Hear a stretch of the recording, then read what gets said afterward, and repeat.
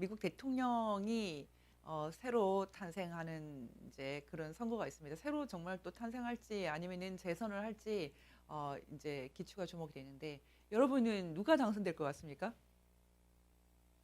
저는 지난 선거에서는 아마 트럼프가 당선될 것이다 이런 식으로 이렇게 페이스북에 쓰기도 하고 그랬는데 제가 지난 선거에서 이제 트럼프 당선될 것 같다 이렇게 썼던 그때 당시에 근거로 든 것이 일단 은 제가 그 당시 이제 미국에 있었기 때문에 미국 시골에 있었기 때문에요. 미국 시골의 그 민심을 보니까 사람들이 뭔가 이렇게 터놓고 말은 하지 않은데 속으로 아주 오바마 당시에 힘들어하는 그런 게 있었어요. 그래서 저는 이 사람들이 다시 민주당에 표를 주지는 않을 것 같다 이렇게 생각을 했거든요. 근데 트럼프 그 당시 너무나 발언이라든지 이런 것들이 뭐 보통의 대통령 후보하고 달랐기 때문에 사람들이 뭐 비호감이 굉장히 많았고요. 또 호감도 굉장히 강력했지만 어쨌든 트럼프 대통령이 당선될 거다 이런 것은 일반 언론에서는 거의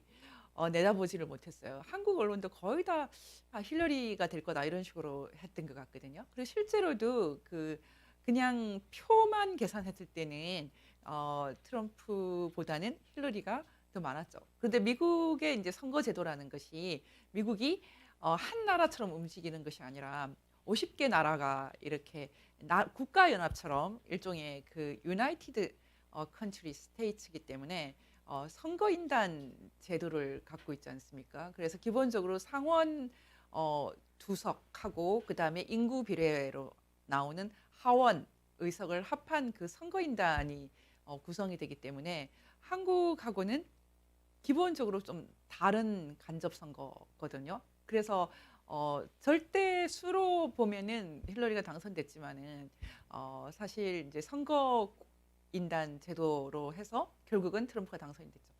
내일 또는 모레 누가 당선될 것인가? 여러분은 누가 당선될 것으로 보십니까? 개인적으로는 제가 이제 미국에 있는 지인이 알려오는 미국에 있는 지인들이 알려오는 바로는 언론하고 다르게 트럼프 당선이 너무 확실시된다 이런 식으로 알려주시는 분들이 있어요. 너무 확실하다 이렇게. 근데 한국 언론은 역시 지금도 바이든이 될 거다 이렇게 얘기를 하는데 여러분 지금에 있어서 제 의견을 좀 말씀을 드리면 제 의견은 저는 이미 미국 대통령에 대해서는 한반도 정책과 관련돼서는 크게 변화가 오지는 않는다라는 게 이제 제 생각이에요. 그래서 그럼에도 불구하고 트럼프 대통령의 당선이 여러 가지로 좀 기대가 되는 그런 이유가 있습니다. 그것을 오늘 제가 좀 설명을 하려고 하는데 지금 한국에서는 좀 묘한 현상이 벌어지고 있거든요. 그게 뭐냐면은 뭐 심지어는 조선중앙동화 같은 이런 보수 언론조차도 약간 바이든 편이 아닌가 이런 느낌이 드는 그런 현상이고 또 지금 소위 뭐 좌파 계열에서 오히려 트럼프 당선을 더 기대한다. 좀 이런 얘기도 있고 그래요. 그리고 또 이게 무슨 소리냐? 전혀 아니다. 아주 보수 특히 기독교인을 중심으로 트럼프 당선을 학수고대하고 있다. 어떻게 보면 제가 이제 가끔 메비우스띠를 여러분에게 보여주지 않습니까? 야, 누가 보수인지, 누가 진보인지, 누가 좌인지, 누가 우인지, 누가 적인지, 누가 악원인지 도대체 알 수가 없다. 야, 정말 이게 아닌지 거친지 알 수 없다. 우리가 피상적으로 봤을 때는 정말 모든 판단이 이 메비우스띠 같은 그런 상황이 있어요. 하지만 저는 이제 이 시간 전환기 세계보기를 통해서 사실은 그렇지 않다.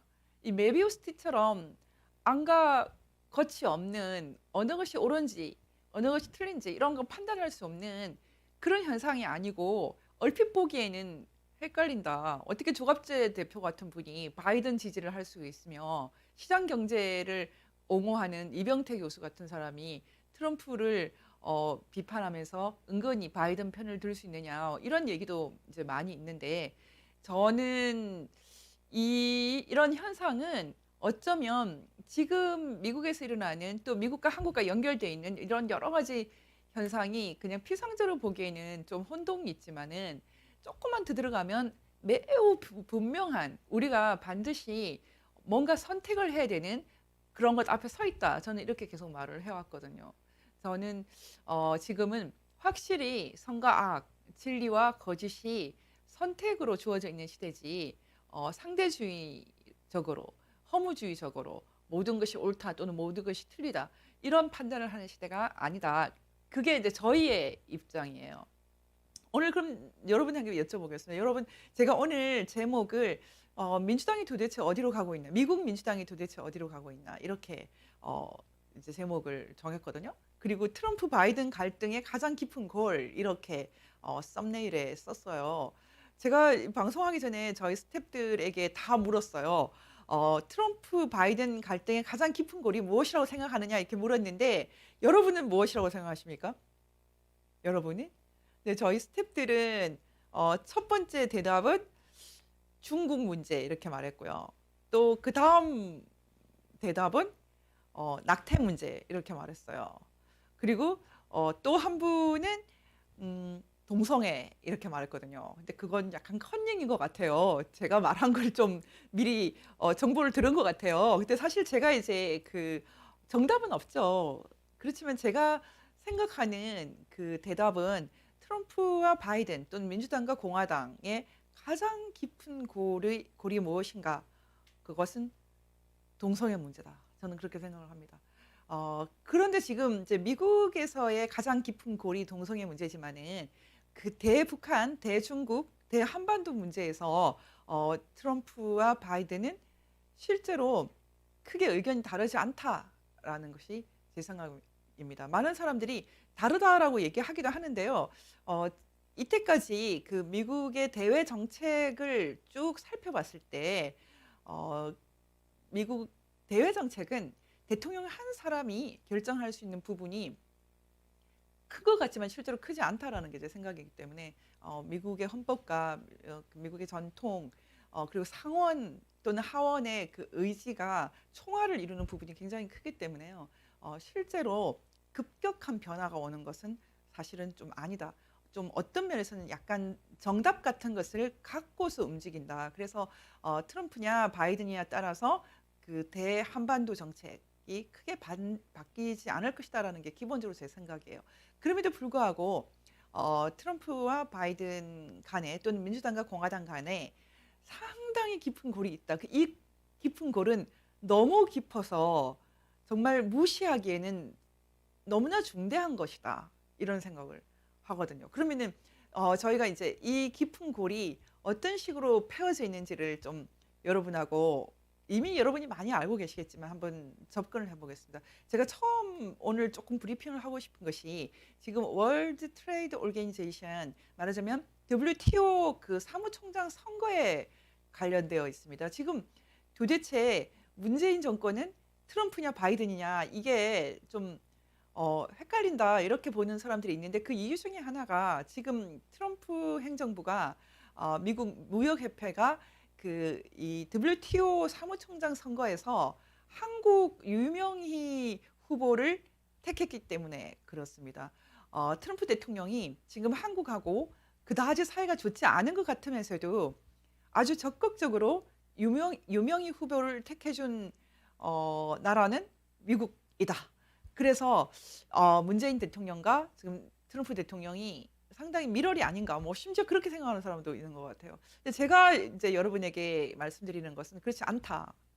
전혀 그렇지 않다라는 것이 제 생각입니다. 이 WTO에 대해서는 저희가 좀 접근을 할 필요가 있는데 기본적으로 WTO라는 것은 전 세계가 그 냉전 이후 그 소비에트 붕괴 이후 급격하게 글로벌리제이션이라는 세계화라는 하나의 비전으로 달려가면서 생겨난 그런 시스템입니다. 그래서 WTO를 그 월드 WWW 월드 와이드 웹 인터넷의 발생과 함께 전 세계 라운드를 묶는 아주 강력한 글로벌리제이션의 수단이라고 사람들이 보고 있고 많은 사람들이 반세계화 운동을 하는 사람들이 타겟으로 생각하는 것이 또 이 WTO거든요. 근데 여러분 WTO에 대해서 저희가 조금 오늘 기회가 됐으니까 조금 더 공부를 하고 넘어갈 필요가 있습니다. 이미 다 알고 계신 분들은 알고 계시겠지만은 사실 WTO는 1947 년에 만들어졌던 그 세계 그 관세 및 무역에 관한 일반 협정이라는 것 가트 우리가 잘 알고 있죠. 이 가트의 후신이라고 할 수 있습니다. 이 저희는 그 개발도상국의 상당히 우호적이었던 특히 방공 그 개발도상국에 상당히 우호적이었던 이 가트 시스템에서 도움을 아주 많이 받은 나라거든요.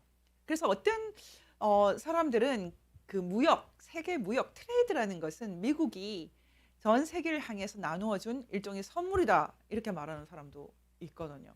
왜냐하면 기본적으로는 미국이라는 나라는 땅도 워낙에 넓고 땅에 비해서 인구가 적고 그리고 물산이 워낙에 풍부하기 때문에 무역이라는 형태가 없어도 굳이 무역이라는 형태가 없어도 그 생존이 가능한 나라다. 그래서 굳이 무역을 통해서 다른 나라들을 좀 먹고 살게 한다거나 그런다는 것은 사실 미국이 베풀어 주는 선물이다. 이렇게 말하는 경우가 있어요.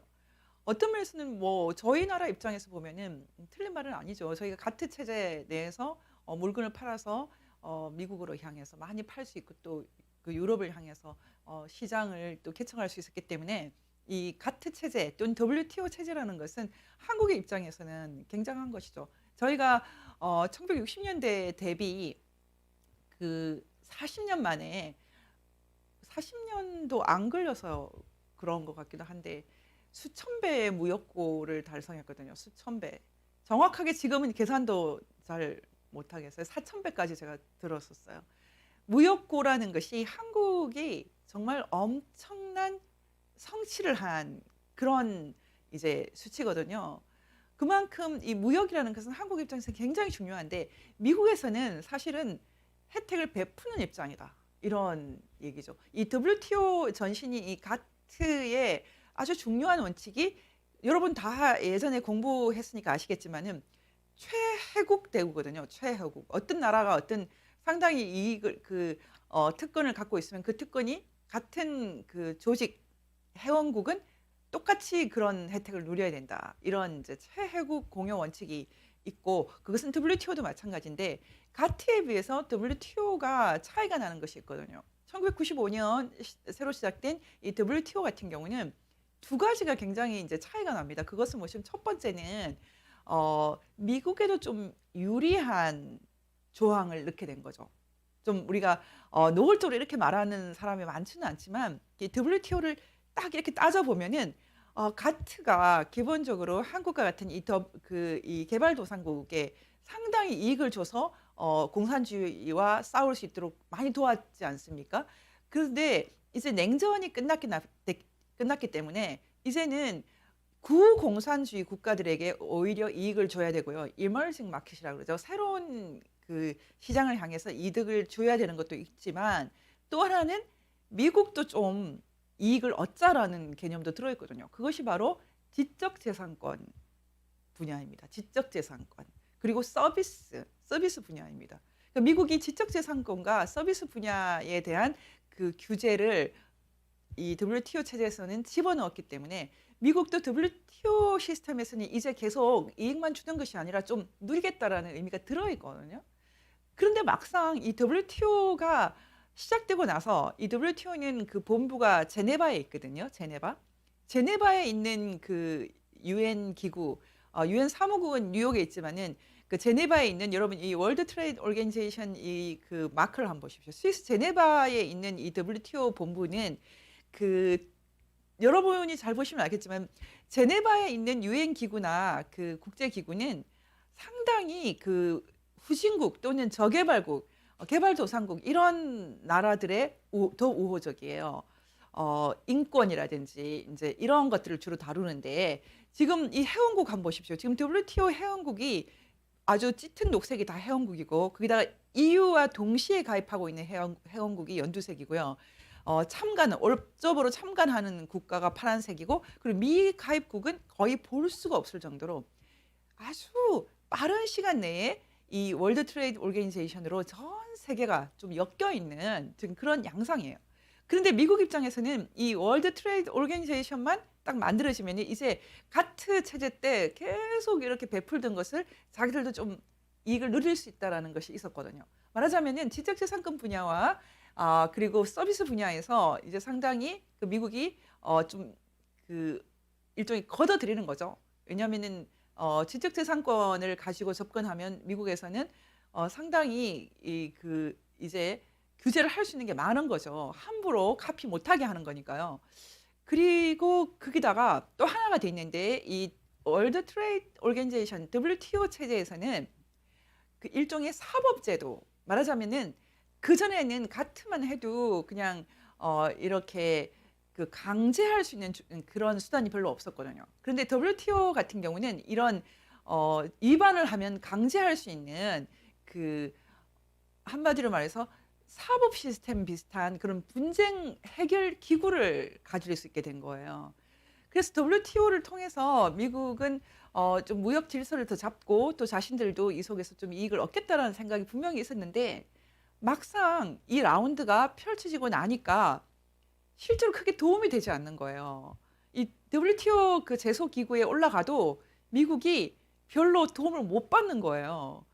그래서 지금 이번에 유명희 지지는 사실은 한국에 대한 지지라든지 문재인 정권에 대한 지지라기보다는 WTO 자체에 대한 견제다. 이제 이런 의견이 나오는 것입니다. 말하자면 지난번에도 두 사람의 후보가 이렇게 팽팽히 경쟁을 할 때 미국 입장에서는 굉장히 이제 힘든 거죠, 이 상황이. 그래서 아예 그때는 3년, 3년 이런 식으로 이 임기를 반토막으로 나눠 버렸어요. 근데 이번에도 그렇게 될 수도 있고 아니면은 이번에는 좀 더 가격하게 미국이 유명희 사태를 핑계로 해서 아예 WTO를 탈퇴해 버릴 수도 있다. 미국이 WTO를 탈퇴하면 사실은 이 세계무역기구라는 것은 거의 무의미하거든요. 그래서 미국이 아예 WTO를 탈퇴해 버릴 수도 있다. 이제 그런 얘기가 이 로이터 통신을 통해서 나오기도 하고 이것은 로이터 통신이 아니라도 국제 정치계에서 내심 많이 얘기하고 있는 것입니다. 말하자면 유명희 사태라는 것은 나이지리아가 상당히 이제 친중이지 않습니까?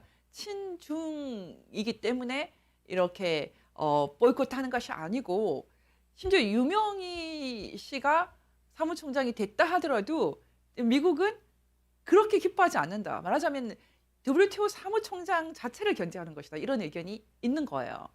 근데 실제로 그런지는 조금 더 저희가 알아봐야 되겠지만 그래서 지금 그 유명희 씨의 그 당선을 위해서 뛰었던 우리나라 입장에서는 트럼프가 당선되면 유명희 사무총장에게 기회가 올 수 있다. 유명희 씨가 사무총장이 될 수 있다. 트럼프가 되는 것이 더 유리하겠다. 이런 식의 생각을 하고 있다는 거예요. 그래서 아주 희한한 사태가 온 거죠. 트럼프 대통령이 당선되는 것이 오히려 우리에게 이익이다. 이렇게 지금 정부 에어리어에서도 생각을 하게 됐다는 것입니다. 그래서 제가 처음에 이거 메비우스띠다 이렇게 말했던 거예요. 상당히 보수적인 그 기독교인들이 트럼프 지지를 많이 하는데 동시에 문재인 정권이 지지를 한다는 것은 도대체 무엇인가 이제 이런 의견이 있는데 제가 오늘 이제 여기서 정리를 해드리는 것은 지금 WTO 사태라는 것은 미국 입장에서는 1995년에 시작된 이 WTO 라운드가 전반적으로 미국에 이득이 되지 못했고 중국 같은 나라가 들어와서 오히려 이 질서를 상당히 혼돈시키고 있다. 혼란하게 만들고 있다. 그래서 이 WTO 시스템 자체를 미국이 지금 깨고 싶어 한다. 그런 의견이에요. 이건 정말 중요한 얘기입니다. 왜냐하면 제가 WTO 이제 이 얘기를 꺼낸 이유가 지금 사람들이 이제 음모론적으로 접근하는 사람들은 지금 이 프란치스코 로마 카톨릭 교황이 아르헨티나 주교 출신이지 않습니까? 이분이 지금 뭐 동성 결혼까지도 사실상 지지를 하고 이런 현상을 보면서 로마 교황청의 이 예수회라는 그 조직에 대해서 사람들이 굉장히 이제 뭐라고 할까요? 지금 경계를 하는 그런 이제 현상이 있지 않습니까? 그래서 교황이 동성 커플의 법적 보호 이것은 이제 뭐 시민연합법인가 해서 이제는 시민들이 자기들이 좋은 사람들끼리 결합해서 굳이 남녀가 아니고 굳이 가족이 아니라도 뭐 같이 갈 수 있다. 약간 이런 식의 발언을 한 것이거든요. 동성 결혼 뭐 이걸 찬성한다. 이런 것은 물론 아니지만 거의 비슷한 얘기를 한 거거든요. 그래서 지금 이 사태가 가톨릭 내부에서 굉장히 이제 어려운 사태가 된 것입니다. 사실 이 로마 가톨릭 사태를 한번 봤을 때 이 프란치스코 그 남미 교황이 등장하기 전에 베네딕트 16세 거의 뭐 1000년 만에 그 독일계 가톨릭 독일은 이제 개신교의 나라로 분류가 되는데 거의 1000년 가까운 시간 동안 교황을 배출하지 않았던 독일에서 나온 베네딕트 16세 같은 경우에 사실은 굉장한 학자로 알려져 있거든요. 이 베네딕트 16세 같은 경우는 동성애에 대해서 동성애는 근본적인 악이다. 이렇게 규정을 정확하게 하신 분이에요. 근데 그분이 어느 날 갑자기 이렇게 교황에서 물러나게 됐기 때문에 이 사태가 무슨 일인지 저희는 잘 알지를 못하죠. 가톨릭 내부에서도 아마 잘 알지는 못할 것 같은데 아는 사람 물론 있겠죠. 근데 어쨌든 종신제인 이 그 로마 가톨릭 교황이 중간에 뭐 나쁘게 말하면 쿠데타를 당했는지 교체가 됐는데 지금 교황은 예수의 출신의 이 지금 교황은 어쨌든 기독교 정통이라고 할 수 있는 그런 입장에서 상당히 벗어나 있는 것은 사실입니다. 그렇다면 여러분이 생각하실 때 이 현상을 어떻게 봐야 될까요? WTO라는 이 글로벌리제이션의 강력한 수단 그리고 인터넷이 있고요. 그 밖에 여러 가지 그 가치에 있어서 글로벌리제이션이 상징하는 것은 자유의 학대였거든요. 자유의 학대. 자유의 또는 권리의 학대였는데 오히려 많은 사람들이 지금 트럼프가 자유를 제약한다. 이런 식으로 생각을 하고 있거든요. 여기서 한번 정리를 해야 될 것 같아요. 지금 일단 정리를 하면은 지금 전 세계에서 일어나고 있는 미국 대통령 간의 이 깊은 고를 포함해서 이 그 트럼프 대통령이나 바이든 뭐 후보나 대외 정책에서 이렇게 일관되게 민주당이나 공화당이 큰 차이를 내지 않고 왔던 그 계열을 따라갈 것 같은데 한편으로는 도저히 하회할 수 없을 것 같은 그런 깊은 갈등을 보여주고 있거든요. 근데 이 갈등이 사실은 이 세계화, 글로벌리제이션하고 깊이 관련이 되어 있는 것입니다. 저 같은 사람은 이것을 굉장히 단순하게 보거든요. 왜냐하면 세계가 점점 이렇게 하나가 되거나 아니면은 뭐 가까워지는 것 이것은 도저히 우리가 역행할 수 없는 거스를 수 없는 대세지 않습니까? 여러분 카톡 쓰시잖아요. 미국에 있는 친구와 실시간으로 카톡할 수 있거든요. 또는 뭐 텔레그램도 마찬가지고.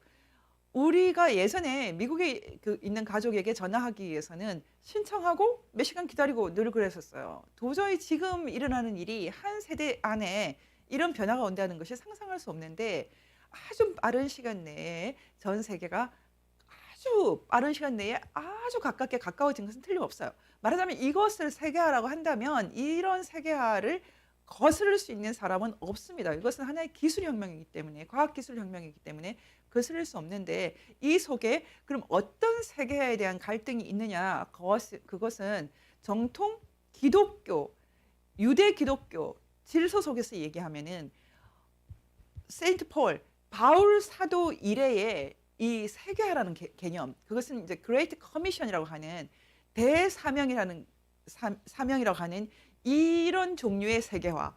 그 당시에 바울 시대에는 이런 그 지상 끝이라는 것이 뭐 기껏해야 스페인 정도가 아닌가 그런 거였지만 스페인에서 가면은 일단 바다가 끝나지 않습니까? 유럽에서. 그래서 그 대사명이라는 것이 저기 스페인까지를 보고만 하는 거다. 뭐 이런 개념이었을 수도 있겠지만은 스페인이 끝이 아닌 거예요. 그 다음에 콜럼버스가 등장하고 중미, 남미, 북미가 개척이 되고 그리고 아시아 세계로 계속 어떤 복음의 흐름이라는 게 있다는 거죠. 이런 복음의 흐름이라는 것은 결국 세계로 사람들이 기독교 신앙을 갖고 가지만 그리고 더 자유와 권리가 확대되지만 한편으로는 이것이 복음과 함께 갈 때는 예수 그리스도 안에서 예수 그리스도의 구원과 함께 가는 흐름이다. 이런 이제 그 생각이 있는 거죠. 근데 지금 일어나고 있는 세계화라는 것은 이런 그 구원의 역사라는 것은 사실은 배제되는 것이거든요. 근데 여러분 지금 여기 이 얘기가 그 크리스천들은 굉장히 쉽겠지만 크리스천이 아닌 사람들은 이게 무슨 얘기인가 할 수 있겠지만 기본적으로 유대 기독교라는 것은 종교적인 코드가 아니에요. 그것은 일종의 정치 코드거든요. 말하자면 유대 기독교적인 그런 가치가 도달이 되는 나라에서는 종교를 억압하는 것이 아니라 종교의 자유를 주는 거죠. 말하자면 그런 식인 거예요. 여러분 이게 굉장히 민감한 대목입니다. 말하자면 기독교 복음과 함께 창조 질서 안에서 자유와 권리가 확대되는 그런 종류의 대사명, 그런 종류의 세계라는 개념이 있고요. 그렇지 않고 복음이라든지 거룩한 질서라든지 구원이라든지 그런 개념이 삭제된 말 그대로 세계화라는 개념이 있거든요. 그럼 이런 개념의 세계화라는 것은 그냥 상대주의, 허무주의의 수출인가? 이제 이게 굉장히 중요한 숙제가 되겠죠. 지금 21세기 2020년에 와서 이 두 개의 세계화, Globalization with Jesus Christ, Globalization without Jesus Christ, 예수의 복음과 함께 가는 세계와 복음과 함께 가지 않는 세계화, 세계화는 세계화인데 복음을 배제한 상대주의, 허무주의를 절대화했다. 이 말 자체가 어폐가 있지만 실제로 그런 양상이 있는 거죠. 그런 양상을 어떤 사람들은 글로벌리즘 뭐 그렇게 얘기를 하면서 이것은 뭐 일루미나티가 어떠냐 이런 식의 일루미나티라는 그런 개념, 이런 그 아까 바이든도 빛이라고 했지만 빛이라고 해서 다 같이 빛이 아니다. 그래서 빛이라고 하지만 그것이 어둠의 세력일 수 있다. 지금 2020년에 와서 예전에 뭐 어둠 속에서 했던 말, 우리끼리 했던 말이 이제 완전히 공론의 세계에서 쫙 펼쳐진 거예요. 여러분 지금까지 제가 이제 WTO와 함께 설명했던 이것을 잘 보시면 결국 이제 우리한테 남는 것은 이것입니다. 만약에 이번에 그 나이지리아 후보, 이름도 너무 길어서 제가 잘 부를 수도 없어요. 이 나이지리아 그 여성 후보가 결국은 WTO 사무총장이 될 것인가, 아니면 트럼프 당선과 함께 거의 WTO를 완전히 보이콧해서 그 응고지 후보를 이렇게 보이콧해서 WTO를 무력화시켜 버릴 것인가. 그러면 만약에 여러분 생각으로 WTO를 무력화하면 어떻게 될 것 같습니까? 지금 한겨레 신문에서 유명히 나선 WTO 사무총장 선거도 미중 대리전 이렇게 하고 그 밑에 있는 그 소제목들에 미국 홀로 반대하며 사실상 몽리 부리는 상황 이렇게 적었거든요. 한겨레 신문이 분명히 대한민국에서 발행하는 한국의 언론인데도 불구하고 미국이 유명희 후보를 지지하는 것조차도 아주 삐딱하게 보는 거죠. 몽리래요. 미국이 홀로 반대하며 사실상 몽리라는 것이 뭐 나쁘게 말하면은 뭐라고 해야 됩니까? 막 욕이 나오려고 하는 거죠. 몽리. 요즘 사람들이 몽리 이것은 뭐 표현이 저렇게 점잖은 거지만 뭐 개 XX 이렇게 욕을 하지 않습니까? 그러니까 멋대로 뭐 한다는 뜻이죠. 이 한겨레 기자도 그 미국이 WTO 라운드를 이 보이콧하는 이 현상을 굉장히 부정적으로 보는데 결국은 어떻게 됩니까? 이렇게 되는 거죠. 만약에 WTO를 무력화시킨다는 것은 미국이 앞으로는 중국에 대해서 이런 세계 라운드를 통해서 일하지 않고 직접 하겠다. 하웨이를 쫓아내는 것처럼. 뭐 하웨이뿐만 아니라 다른 그 중국의 회사들도 과감하게 이렇게 쫓아낸다고 합니다. 그리고 지적재산권 문제도 이제 WTO 같은 데를 통해서 뭐 이렇게 해결하지 않고 우리 것을 뺏겨서 가면은 직접 응징을 하겠다. 이런 거죠.